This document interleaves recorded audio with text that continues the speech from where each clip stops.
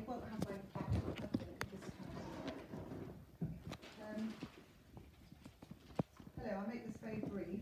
But firstly, can I just say, as someone who's completely apolitical, not a member of any party, any group, I do think that North Somerset Times is quite balanced on the amount of letters that go in the paper, particularly from Conservative councillors, because having seen some of the ones from the week before and the week before that, I do think they're quite even-handed, so I've got to give the North Somerset Times that.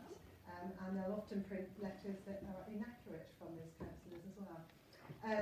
With regard to the names in minutes, I am still appalled that the January minutes do not have residents' names, and there is no basis in law for it, as I've written to the clerk to explain.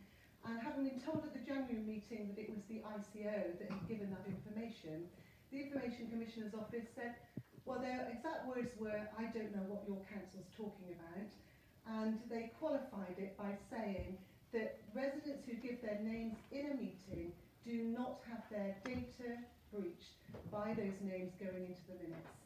And that is that.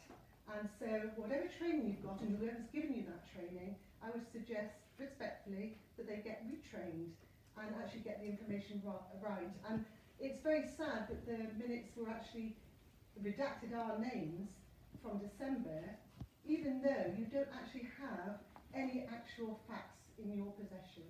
So that's very disappointing. Skate Park, I'd just like to say that if it is discussed as it is on the agenda tonight, it's disappointing that David Pasley is once again saying that Merlin Park could be developed and expanded. And yes, we do know that, Mr. Pasley. Merlin Park is not central. The route that is up there now is great, but it's a small piece of equipment. It's not a central, purpose-built skate park, and you know it. And if you like to say to the rest of this town that Merlin Park is central, then I think that you've got your head in the clouds. But as it seems now the top of the lake grounds is now actually classed as the lake grounds, which is obviously just along from your house, which you think is in the vicinity of the lake grounds because it stopped you declaring an interest. I'm so confused by what your map is of Portishead. It's certainly very different to my map of Portishead.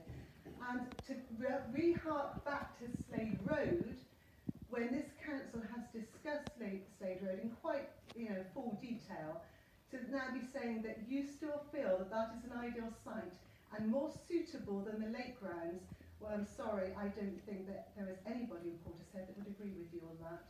And hopefully they'll demonstrate that lack of your abilities when the election comes. Thank you.